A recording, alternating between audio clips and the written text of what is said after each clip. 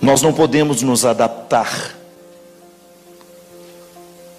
Nós não podemos dar um passo atrás na educação que nós já recebemos um dia, de saber respeitar um espaço, até mesmo um território sagrado.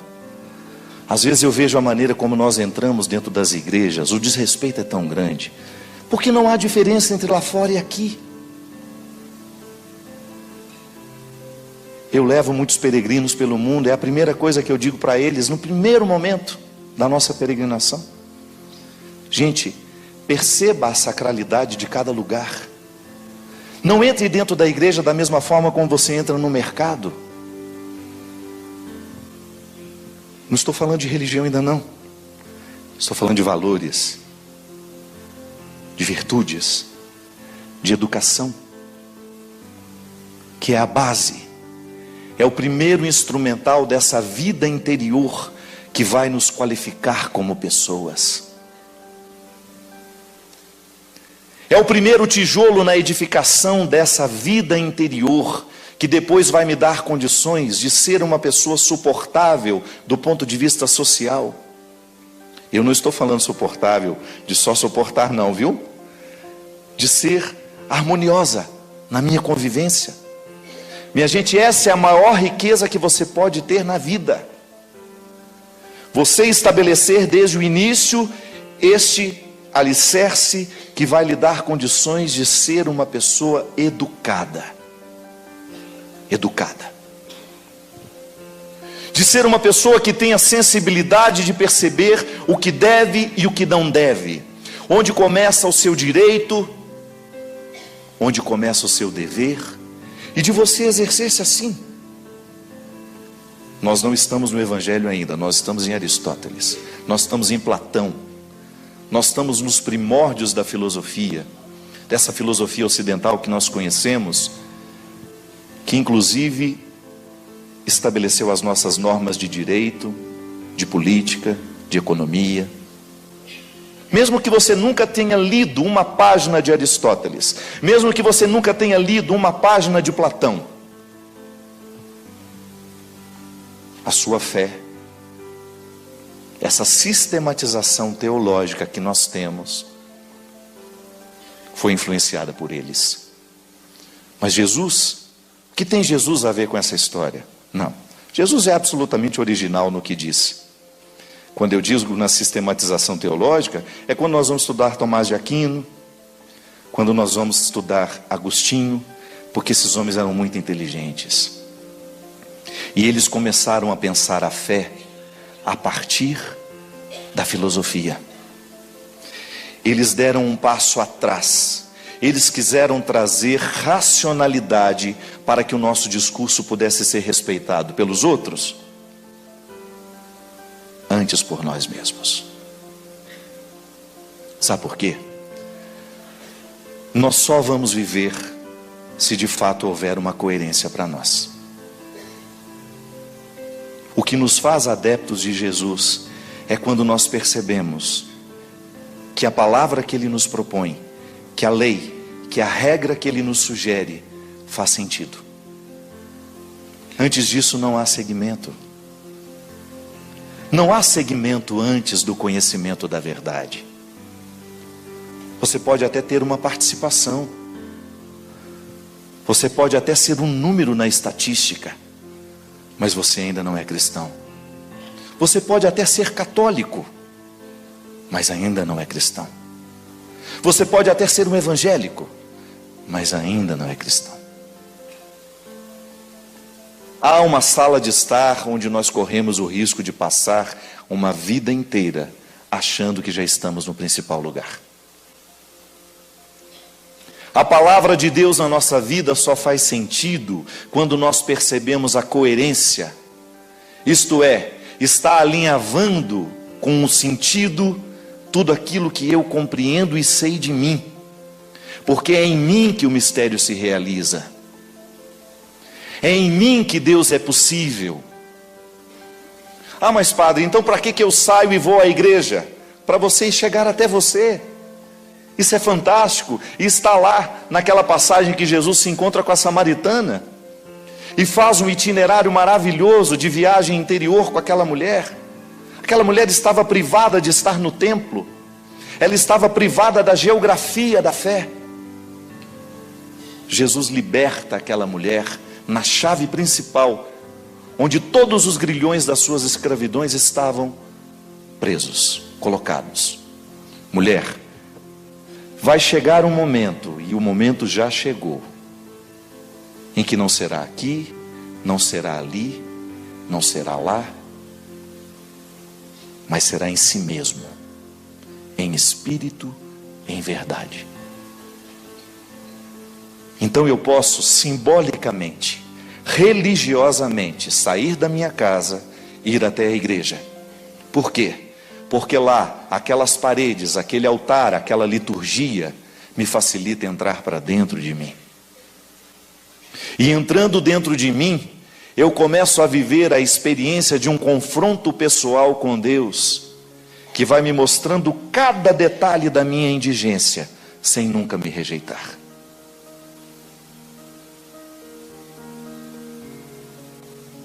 Nunca me rejeita. A minha indigência, essa indigência moral que eu descubro, essa indigência emocional, e aí você pode desdobrar essa indigência em todos os aspectos que você percebe em você. Eu tenho indigências morais, você tem. Nem sempre eu sou justo. Nem sempre na minha relação com as pessoas eu sou capaz de fazer prevalecer a justiça. É uma indigência. O que provoca essa indigência? É um dever de casa a ser feito. Em algum momento da minha vida, alguém me traumatizou, alguém me negligenciou uma necessidade, e pode ser que aquilo tenha ficado definitivo em mim, o medo de não ter. Geralmente, quando a gente foi muito pobre na infância, a gente leva um tempo para ser generoso depois que a vida nos deu alguma coisa. Não é verdade? Há pessoas que não.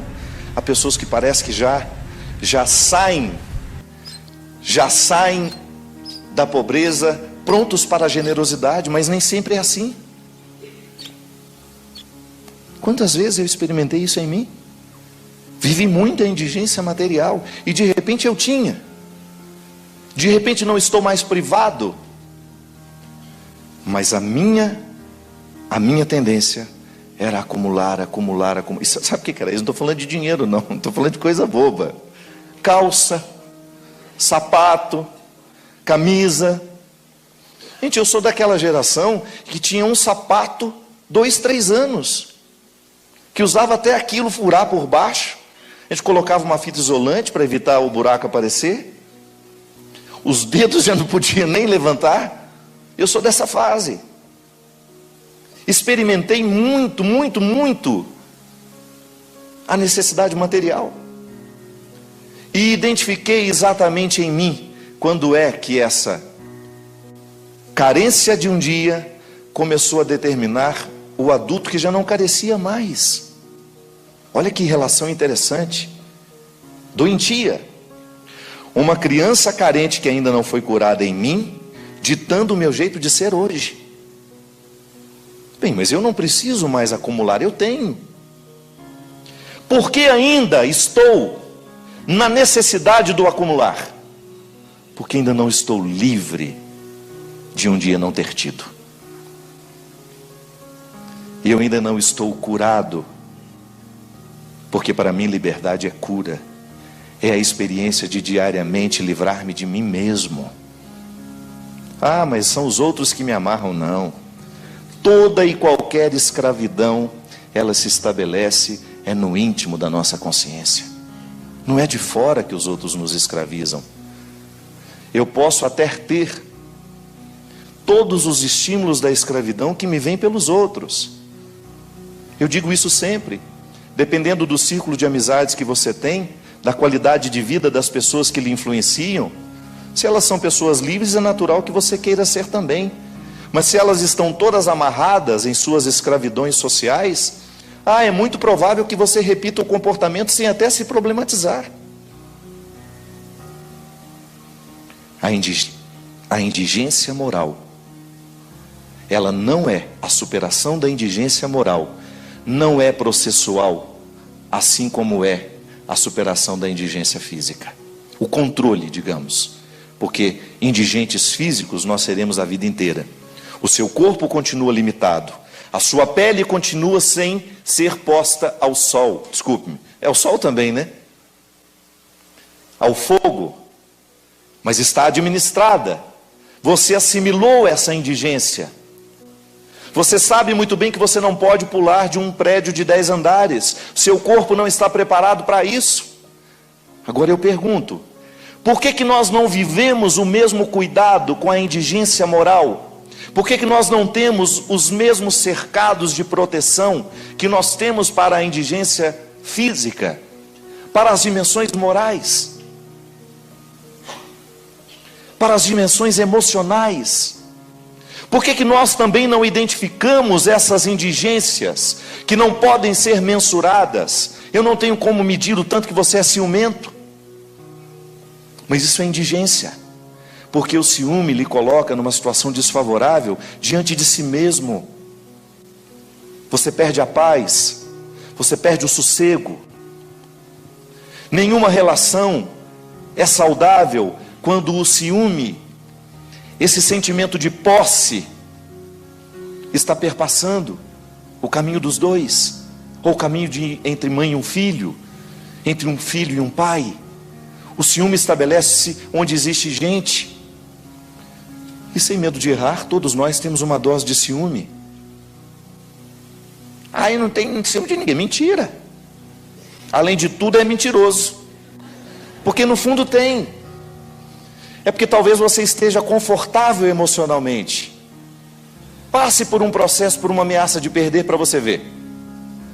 Quando nós estamos no conforto da emoção, é natural que a gente não reconheça que tem ciúmes. O desconforto é que vai mostrar onde é que está a sua fragilidade. Aí tudo bem, não é nenhum problema você reconhecer que é tendencioso a sentir o ciúme, a querer o outro para você. Tá bom, mas essa indigência precisa ser trabalhada. É empenho.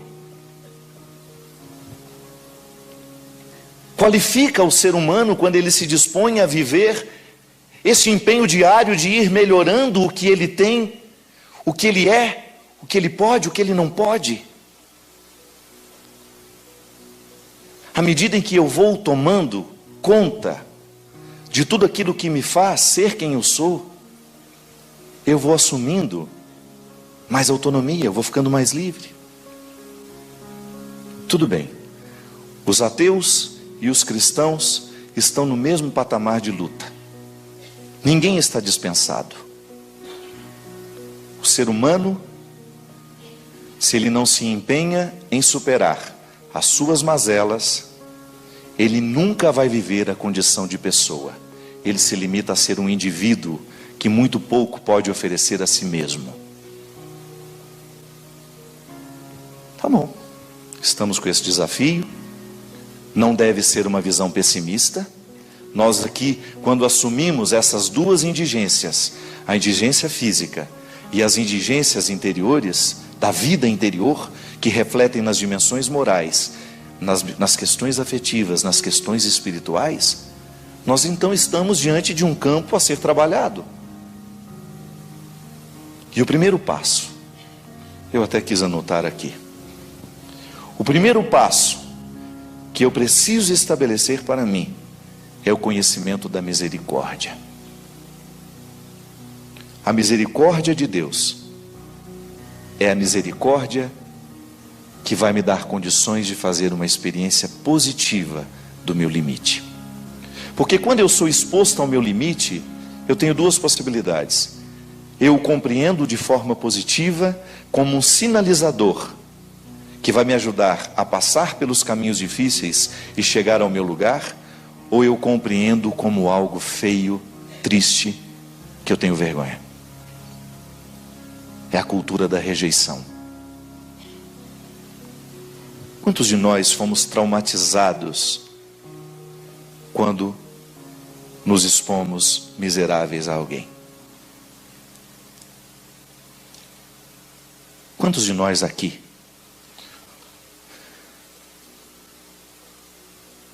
Criamos uma rejeição interior por nós mesmos.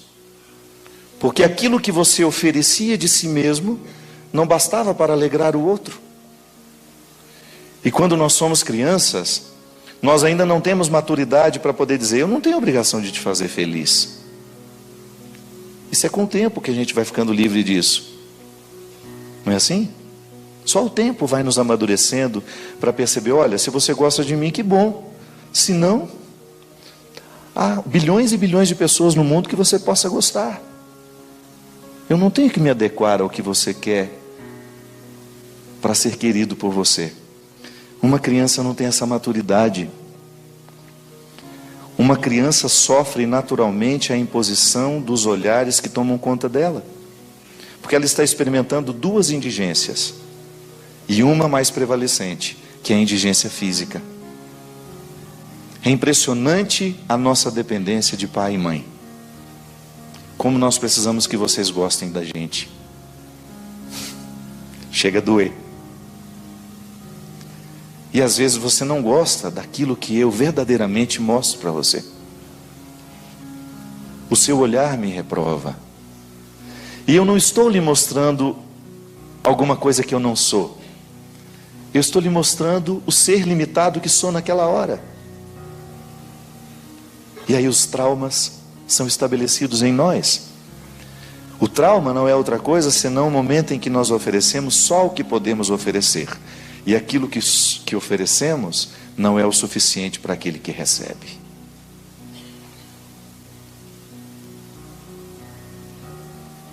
Então crio dentro de mim uma indisposição a essa verdade. Então eu começo a fingir. Finjo que sei. Isso na sala de aula é tão presente, não é? Tem professoras aqui? Tem? Vocês sabem do que eu estou dizendo? Aquela pergunta fatídica depois que uma professora de matemática explica a equação, aquela equação complicada, papapá. Entenderam? E olha para trás. Aí você é doido para falar que não, é a maioria. Acabou, destruiu. Destruiu toda e qualquer possibilidade de você mostrar a sua fragilidade. Eu não entendi com a mesma rapidez que você. E tenho vergonha de dizer isso. Onde começou isso, minha gente? Com aqueles que tiveram a primeira ascendência sobre nós. Nós não somos por acaso. Em algum momento da vida a gente começou a se rejeitar, porque o outro não aceitava o pouco que a gente poderia oferecer. E não é nenhum problema a gente ter tão pouco para oferecer. Sabe, Senhor, o que tenho é tão pouco para dar, mas este pouco nós queremos com os irmãos compartilhar. Isso é lindo. Mas na hora que você compartilha o pouco e você vê o olhar de reprovação daquele que você esperava se alegrar, é como o primeiro desenho que a gente faz. Os psicólogos são tão radicais que dizem que até o primeiro cocô, que você tem que comemorar o cocô do seu filho. Que coisa linda! É. Que coisinha mais tchutchuca. Agora não. Nossa Senhora, pelo amor de Deus, gente, esse menino tá podre. Porque é a primeira produção que você pode fazer sozinho, né? O que você primeiro fez na vida? Não foi outra coisa que você fez. Foi a sua primeira produção independente. Ou então mandou uma gorfada. Ninguém precisa ajudar para a criança fazer isso. Só um exemplo bobo, simples, de como nós não aprendemos a colher o que o outro nos oferece. Nós somos pretensiosos o tempo todo. Nós estamos o tempo todo a serviço também de uma rejeição interior que nos faz cada vez mais indispostos aos limites. Mas essa indisposição, ela só nos faz mal.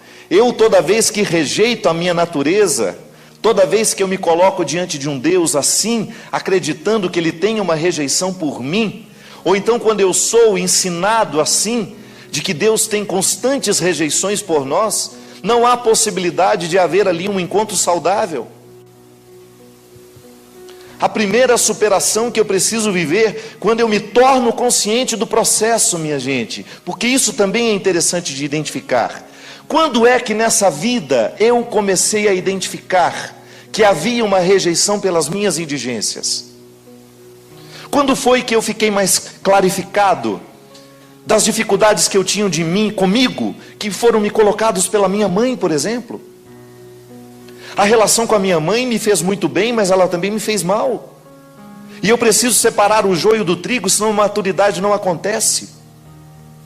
Senão eu não serei capaz de compreender o que de fato ela fez de bom para mim, porque fica tudo tão misturado, que eu perco a capacidade de compreender onde é que estava aquela influência que veio de fora e que não correspondia ao que Deus esperava de mim. Porque isso eu não tenho dúvida. O que Deus espera de mim, o que Deus espera de você é a sua autenticidade. É que você seja você. Preguei semana retrasada sobre aquele texto. Vós sois o sal da terra, vós sois a luz do mundo. Veja bem que Jesus não está falando de um futuro. Vós deveis ser. Vós deveis ser o sal. Vós deveis ser a luz. Não. Ele está falando no presente. Vós sois o sal da terra. Vós sois a luz do mundo. Então eu sei, a teologia me ensina, a antropologia teológica me ensina, que toda a vida cristã, toda a riqueza da vida humana já me foi dada. Está aqui dentro de mim. Agora o que eu preciso fazer é florescer. Erro quando digo a riqueza da vida cristã. A riqueza da vida cristã é quando eu assumo, eu quero a vida cristã para mim. Alguém vai e me batiza. Depois eu vou livremente e confirmo. E depois venho regularmente a esse altar para buscar os sacramentos que vão intensificar o desenvolvimento dessa semente que me foi dada. Deus não tem uma visão distorcida de mim. Os outros até podem ter, eu posso ter, mas a visão que Deus tem de mim não é distorcida. E a Ele eu devo satisfações. Eu não posso criar a minha vida para agradar as pessoas, se eu estou desagradando aquilo que Deus colocou em mim como a semente mais original que Ele podia criar. E somos todos originais. Eu não tenho o direito de rejeitar essa semente que Deus colocou em mim, que faz ser quem eu sou. Eu não posso, é o pior pecado que eu posso cometer na vida, é abrir mão de ser quem eu sou. Padre, mas como é que então nós vamos conciliar essa afirmação que o senhor faz com essa história que a gente escuta a vida inteira de que nós precisamos deixar Deus fazer em nós, que nós precisamos curvar a nossa cabeça, que nós precisamos fazer a vontade de Deus? Pois é, compreenda isso da maneira como merece e precisa ser compreendida. Tudo o que Deus quer de você já está em você. Agora é só desenvolver. Mas como é que eu desenvolvo, Padre? Sabendo primeiro o que Deus quer de você, o que Ele colocou em você. Não morra ignorante, não morra sem saber tudo o que Deus deixou em você. Não morra sem saber todas as virtudes que o Senhor depositou na sua vida, na sua estrutura humana. Você é único, você é uma riqueza. E pode ser que você tenha sido estragado por muitos indigentes que não souberam administrar as suas indigências interiores. Porque onde existe alguém que não sabe administrar uma indigência interior, ali existe um estrago que contamina muitos que estão ao lado. Eu, como padre, pense no estrago que eu posso fazer se eu não tiver uma honestidade diante de mim mesmo. Eu, toda vez que eu tenho a oportunidade de pregar o Evangelho, eu quero despertar o que as pessoas têm de melhor. Eu preciso cada vez mais trabalhar essa perspectiva em mim, para que isso repercuta naturalmente nos que estão de fora. Quando eu ensino a misericórdia, eu não estou falando de uma condescendência com o pecado. Eu estou falando de um caminho que nos permite chegar à nossa verdade. Então agora eu sou um limitado, eu sou um indigente, eu vou passar a mão na minha cabeça o tempo todo. Não, é o contrário, eu vou me pôr para correr. Vai fazer o que precisa ser feito.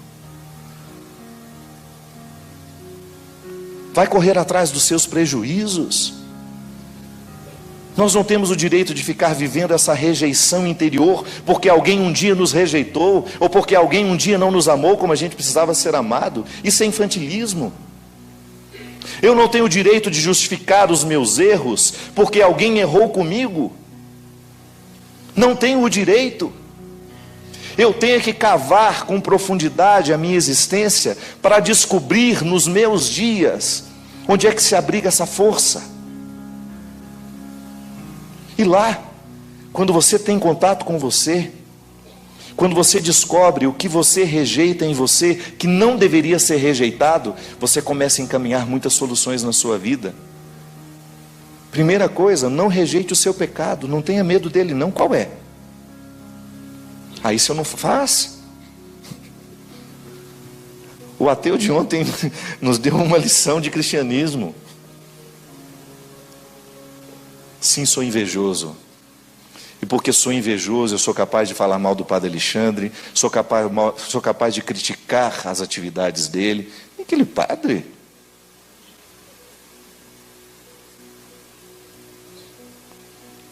Eu, quando sou invejoso, eu sou uma bomba. Porque eu sou capaz de ser cruel. Então, toda vez que eu percebo a inveja em mim, eu pego ela na mão. Minha senhora, a senhora é minha. E quem tem que ter o comando nessa história sou eu. Não é a inveja que vai me comandar. Sou eu que vou administrá-la com toda a honestidade do mundo. Nós que estamos nos bastidores religiosos, nós sabemos como a inveja é corrosiva entre nós. Um padre que não se alegra com o trabalho do outro. Uma freira que não se alegra com o bem que ela realiza lá, junto aos outros. Mas isso não é um privilégio nosso, não. Onde existe alguém que não está na disposição de administrar as suas indigências interiores, lá o diabólico prevalece. Porque o que é o diabólico? O que divide, o que separa, o que desarmoniza. Ao ser honesto, você dá o primeiro passo na superação. E Santo Agostinho dizia que até no reconhecimento de um defeito você já está na ação da graça. A graça de Deus se antecipa em tudo, inclusive nos dar condições para caminhar no reconhecimento daquilo que é miserável em mim. Então tá bom, se eu levo a sério a carta de Gálatas, que é o convite à libertação de tudo aquilo que possa me impedir de ser quem eu sou, então eu vou começar a viver um dever de casa, diário, de começar a colocar na mesa do meu enfrentamento tudo aquilo que no meu comportamento, no meu jeito de ser, não favorece a minha maturidade. E sem medo, minha gente, eliminar da nossa vida toda e qualquer situação que possa causar essa rejeição interior. Livres da rejeição de tudo aquilo que nos foi oferecido ou que foi cavado por nós mesmos como um dificultador para que Deus pudesse fazer florescer a semente que está em nós. Sim, eu acho que o grande objetivo do diabo é justamente que a gente fique entretidos para não chegar ao núcleo de nós mesmos. Porque a falta de liberdade é justamente isso. A falta de liberdade, ela causa um entretenimento. Me dá um prazerzinho sempre temporário, né? E você vai substituindo por outros. E vai substituindo por outros. e você nunca chega ao cerne da questão. Não há uma superação, há um entretenimento. Eu posso muito bem viver uma vida sem liberdade, parecendo que sou livre. Hoje esse discurso da libertinagem, né, não é outra coisa senão um bando de gente amarrada em suas necessidades, sem nenhuma disposição de lidar com elas para superá-las. E o caos social se estabelece aí, onde os libertinos fazem parecer ser liberdade o que eles vivem. Uma gente que não quer regra. Se todos fossem iguais a você, que não gosta de regras, que insuportável seria viver. Vamos mudar a música do Tom Jobim. Quando existe uma pessoa no núcleo familiar que não faz essa lição de casa, de corrigir na vida interior, ou de colocar essa indigência interior sob a dinâmica do trabalho, da rotina, da luta, é insuportável.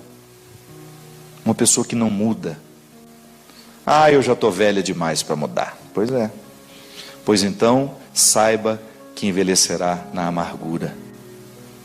Porque quem não muda fica só. Quem não está disposto a viver a lapidação do Evangelho. Porque isso é tão interessante. Quanto mais você mergulha no conhecimento de Deus, mais Ele vai apontando para você onde é que estão as suas rejeições. E Ele lhe ajuda a viver o acolhimento dessas situações para que você cuide delas, não para que você se acostume com elas. Então tá bom, eu vou reconhecer que sou ciumento e vou ficar a vida inteira dizendo, sou ciumento, sou injusto. Não, não. A ação de Deus na nossa vida é justamente, num primeiro momento, esclarecer-nos. E depois que nos esclarece, Ele nos ajuda a encaminhar com a gente mesmo. Chega dessa religiosidade que não nos ensina a olhar essa miséria que nos habita de uma forma honesta, à luz da misericórdia divina. Porque quando eu sou iluminado pela misericórdia divina, eu me torno mais esclarecido sobre o que eu posso fazer comigo. E estando no trabalho comigo, eu perco um pouco o tempo que me sobra, que me faz ficar o tempo todo querendo cuidar da vida do outro. Olha, eu vou te falar uma coisa. Quando nós nos dispomos a cuidar das nossas indigências interiores, não nos sobra tempo para fofoca, não nos sobra tempo para tantas coisas que fazem parte da nossa vida. Quando a gente começa a administrar as nossas indigências, você fica muito mais tolerante com ela. Não no sentido de passar a cabeça e dizer, pode pecar à vontade, tá? A mamãe está aqui para te proteger. Não é isso não. Misericórdia comporta justiça. Volto a dizer, não é condescendência com o pecado. Eu, quando me olho à luz da misericórdia, não é para passar a mão na minha cabeça e ficar acomodado nos meus defeitos. Não, não é não. Eu me olho à luz da misericórdia, é para não acreditar na condenação dos que estão de fora. Porque se tem uma coisa que o diabo conseguiu, é militante. E são todos muito religiosos.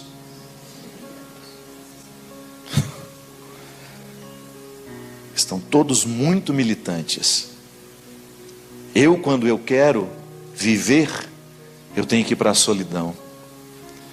Quando eu quiser viver uma relação justa comigo, eu tenho que fechar todas as portas das condenações, inclusive das rejeições que me foram colocadas, que também me condenam. Aí, se eu não entro no Santo dos Santos, o lugar onde só cabe um, nada acontece. Se eu quiser falar com Deus, tenho que ficar a sós. Tenho que apagar a luz. Tenho que desfazer os nós do sapato, da gravata, dos meus sonhos, dos desejos. Tenho que esquecer a data. Tenho que perder a conta. Tenho que ter a alma e o corpo nu. Se eu quiser falar com Deus, eu tenho que lamber as escadarias de toda e qualquer vaidade que eu tenho em mim. Limpá-la, eu tenho que sangrar tudo que em mim é um obstáculo. No Santo dos Santos, você não entra com seus diplomas, com seus discos de ouro, com seus colares, com suas titulações.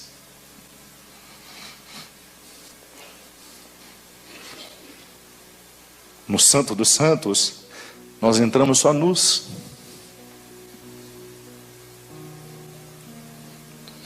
Talvez seja a coisa que mais me dói como homem, não é como padre. Talvez seja o sentimento que mais me machuca, é quando eu vejo um discurso religioso negando a outro o direito de ser recebido por Deus.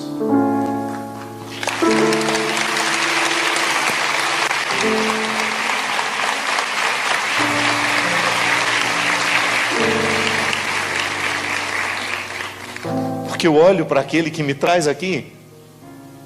Eu fiquei padre por causa de Jesus. O que me faz ser cristão, graças a Deus, é Jesus. É olhar para o seu jeito de viver, para o seu jeito de pensar e descobrir que faz sentido para mim. Faz sentido para mim. Se hoje eu deixasse de ser padre, se eu fosse expulso, eu continuaria cristão. E eu não mudaria uma palavra do que eu tenho dito, porque faz sentido. E para mim o especial é perceber que o sentido que eu percebo dentro de mim está alinhavado pelas Escrituras. Jesus não dispensou ninguém que fosse honesto, minha gente. O único que foi com uma resposta um pouco estranha foi aquele menino que trouxe um monte de diploma para ele, que o Evangelho chama de jovem rico. Que riquezas eram essas? Todas as que impediam de chegar ao Santo dos Santos, que é aquele lugarzinho estreitinho dentro do templo, onde só os sacerdotes tinham o direito de entrar uma vez por ano, que era o lugar privilegiadíssimo do encontro, e que é ressignificado por Jesus no momento em que ele encontra com a samaritana. Aquela mulher estava privada, ela era rejeitada, ela tinha uma cultura de rejeição dentro dela. Ela era rejeitada por ser mulher, ela era rejeitada por ser samaritana, era rejeitada por ter uma vida absolutamente incorreta. E Jesus diz para ela: se quiser, você não só pode entrar dentro do templo, você pode entrar ao Santo dos Santos. É o lugar mais especial. Ele não usou essas palavras para ela, mas você deduz que o que ele estava sugerindo para ela era isso: livre-se das rejeições que os outros colocaram dentro de você. Livre-se das rejeições culturais, livre-se das rejeições religiosas, de tudo aquilo que foi um discurso desonesto, que não compreendeu quem você era, porque foi feito a partir de um homem ou de uma mulher que também não compreenderam quem eles eram. Seja honesto. Quando for evangelizar alguém, quando for evangelizar os seus filhos, seja honesto. Olhe-se. E também encontre essas rejeições que estão tão arraigadas dentro de você. Sim, todos nós aqui, de alguma maneira, um dia foi nos colocada essa compreensão tão equivocada. Deus tem dificuldade com você, viu? Por isso. Mas eu estou te falando isso porque te amo. Ah, tá. É o último da fila que ele escolhe.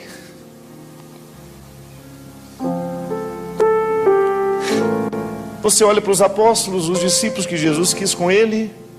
Eu não escolheria nenhum deles.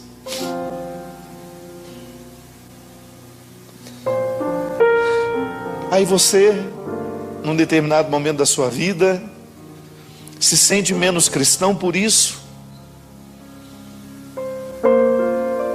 porque você tem dificuldade de sentir-se amado,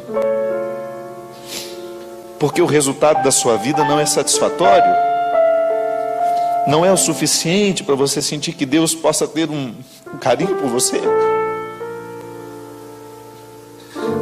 Nós estamos errando. Em algum lugar nós estamos errando terrivelmente. Porque se nós provocamos isso nas pessoas, se nós estamos colocando uma indisposição entre elas e Deus,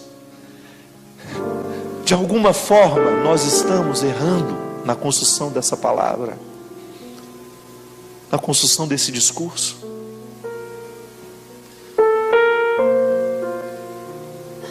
Eu não sei o que restou de você, eu não sei quantos anos você tem de cristianismo, eu não sei quais foram as batalhas que você precisou enfrentar, quantas pessoas olharam com desdém para você, quantas pessoas ainda olham nos dias de hoje não acreditando na sua luta.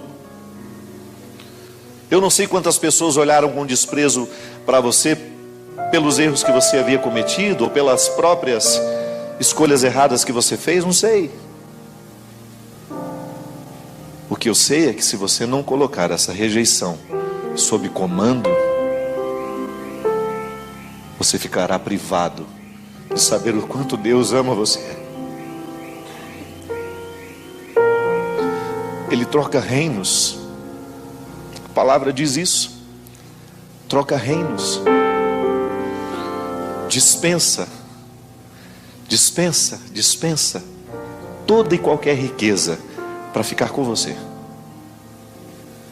Eu não tenho direito de mudar uma linha desse evangelho. Então, se eu estou errado, eu prefiro errar ao lado dos que hoje são rejeitados. Se eu estou errado,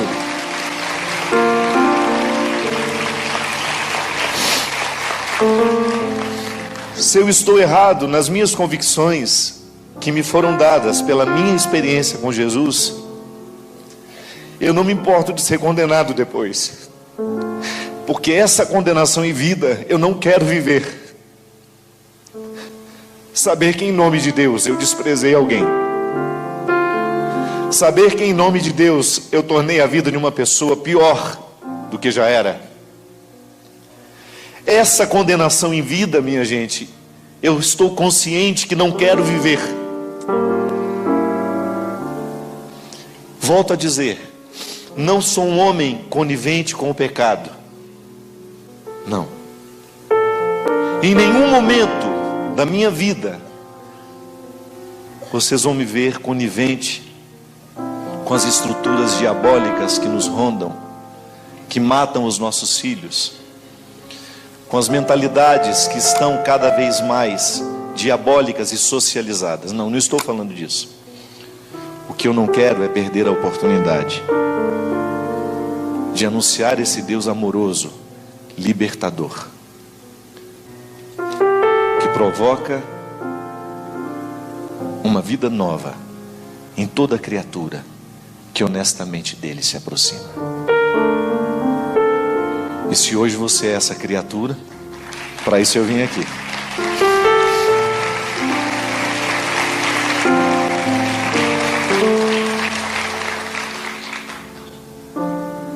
Você pode ter certeza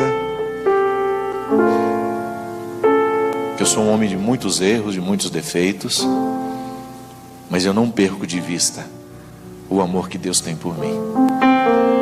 Não estou acomodado nos meus pecados e nem tampouco quero me acomodar neles. Já cometi muitos, mas eu não rejeito nada do que eu fiz nessa vida, porque é justamente o que eu fiz na minha vida, de certo e de errado, que me trouxe aqui hoje e que me faz. Para isso você faz direção espiritual, para isso você reza, para eu encontrar os que estão querendo o mesmo que eu. Eu quero essa melhor versão, gente. Eu não quero morrer sem o download de tudo que eu posso, Sabe, quando eu sei que Deus colocou dentro de mim um ser humano tão bonito, eu quero fazer ele vir para fora. Ontem, quando o professor falava, eu falei, meu Deus, como nós somos ignorantes, né? Você não sentiu vontade de estudar ontem, não? Eu senti. Se tivesse uma faculdade aberta, eu ia lá me matricular para o vestibular.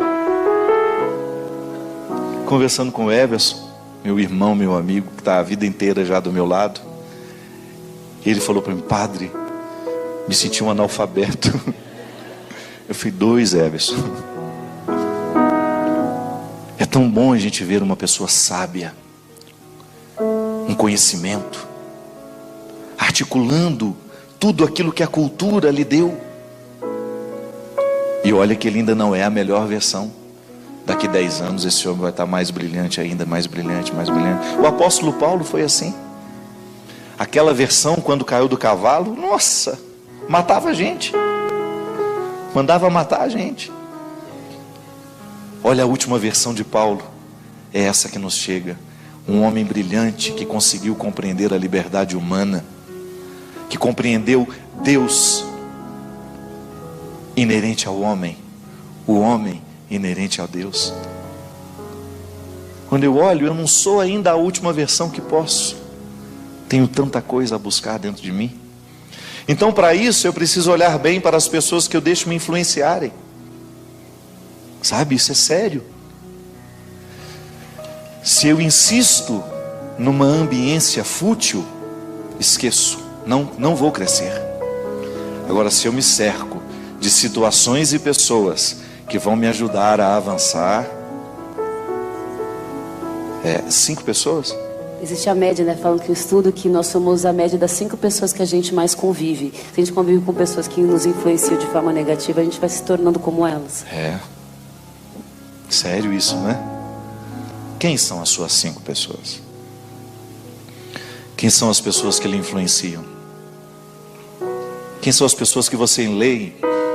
Obrigado. Quem são as pessoas que você lê? Como vivem? Sabe? Isso é sério. Está aí dentro, mas se você não fizer esforço, não cresce da mesma forma como fossa, como crescem seus ossos. Vida interior é labor auxiliado pela graça. Quem não crê em Deus, descobre na vida virtuosa uma forma de controlar as indigências. Nós que cremos em Deus, temos ainda o auxílio da graça, que é toda a compreensão de fé que nós temos de que Deus nos ampara para que diariamente a gente possa superar essas indigências. Eu acredito mesmo na possibilidade de administrar essas indigências, que parte da própria conscientização delas, né? Eu acho que não pode haver uma vida cristã se não há um primeiro encontro com essa indigência, um acolhimento dessa indigência, a libertação das rejeições. Se eu vivo uma rejeição por aquilo que eu sou, se eu ainda não assimilei o ser limitado que eu sou, eu nunca vou conseguir potencializar o ser que sou. Agora, a partir do momento que eu vivo uma experiência amorosa, que não é de condescendência, eu não vou ficar condescendente com a minha fraqueza, mas eu vou acolhê-la de forma amorosa, eu inicio então, a partir dessa graça de Deus que me auxilia, uma superação. E é um fator importante também, né? Porque não se trata só de reconhecer e de falar, por exemplo, sou uma pessoa ciumenta, sou assim. Não. Esse é o primeiro passo, mas é preciso dar o próximo, que é a transformação. Quando eu digo sou, eu estou adentrando o mistério da minha identidade. E é muito bom quando eu tenho coragem de dizer o sou àquele que está ao meu lado, porque eu vivo um comprometimento. Então, se você me reconhece ciumento, e eu sempre digo que não, dificilmente eu vou iniciar um processo de superação disso. Agora, se eu me comprometo com você, sim, eu sou mesmo, eu passo a viver um comprometimento com aquilo que eu disse a você. Então a minha identidade fica partilhada. Eu começo a sair da individualidade e passo a viver como pessoa, que é justamente o dispor de mim para dispor-me aos outros. E aí é o caminho da cura. Aí é o caminho da cura, porque a consciência iluminada, ela nos encaminha naturalmente para as soluções. É muito interessante quando eu identifico que muitos processos humanos ficam paralisados justamente porque eles não estão conscientes do que precisam. Então, não existe superação quando não há consciência. Todo processo terapêutico parte do acolhimento daquilo que precisa ser curado. E se num processo a pessoa consegue detectar sentimentos de rejeição e tudo mais, a certeza de que nós somos amados por Deus pode ser um passo fundamental também, né? Porque a gente não tem nem mais direito de ficar sofrendo se ele me Deus quer que assim, nos ama justamente, tanto. se ele me quis assim, ele não tem dificuldade comigo assim, embora ele quer que eu traga para fora o que eu tenho de melhor, porque essa é a relação de pai e filho. Eu sempre gosto de compreender a minha relação com Deus a partir da experiência humana que me é possível. Eu não sou anjo, eu não tenho outra realidade para analisar e compreender Deus a não ser a minha realidade humana. Então, quando eu olho um pai livre, um pai livre, não aquele condicionado querendo que o filho seja quem ele quer, mas quando um pai reconhece que o filho está se encaminhando para ser quem de fato ele pode ser, não pode ter alegria maior para o pai. Então ele perceber a realização daquela criatura que ele pôs no mundo. A mesma coisa nós e Deus. Toda vez que eu me encaminho para tornar-me quem eu posso ser, Deus está feliz comigo e eu acabo manifestando através da minha felicidade, da minha realização. Pois é, parece até simples, né, gente? Mas por que a gente complica tanto? A teoria é simples, viu? Mas às vezes, você sabe que até mesmo nós não temos nem o esclarecimento da teoria, a gente estuda pouco. Tem muito a ser estudado. Tem muito que ser estudado. Eu acho que o cristianismo é uma fonte inesgotável de conhecimento. Isso é fundamental. Eu ter um conhecimento para que esse conhecimento me ajude a viver. E voltando ao tema da sua fala, livres da rejeição principalmente interna, né? É aquela que eu me ofereço, que pode ter sido reforçada por pela mãe, pelo pai, pela professora, por aqueles que de alguma maneira tiveram uma autoridade afetiva sobre mim. Então, quando eu me torno conhecimento, me torno consciente, porque eu não posso exigir que uma criança seja consciente disso. Sim. Mas quando eu vou assumindo a maturidade e a capacidade de identificar em mim onde é que eu me rejeito e qual é a raiz dessa rejeição, eu tenho um processo terapêutico naturalmente encaminhado. Legal. Agora, só para a gente finalizar aqui, né, a questão do ciúme, eu achei muito interessante uma fala sua, que o ciúme coloca o ciumento numa posição desfavorável, mas diante de si mesmo. Diante dele não mesmo. Diante do outro, né? É muito desconfortável sentir ciúme, né? Eu posso até fazer mal ao outro com o meu ciúme, mas o principal prejudicado sou eu mesmo, porque eu perco a paz, eu não durmo, eu fico olhando o tempo todo, eu fico investigando. Então isso é muito desconfortável viver assim.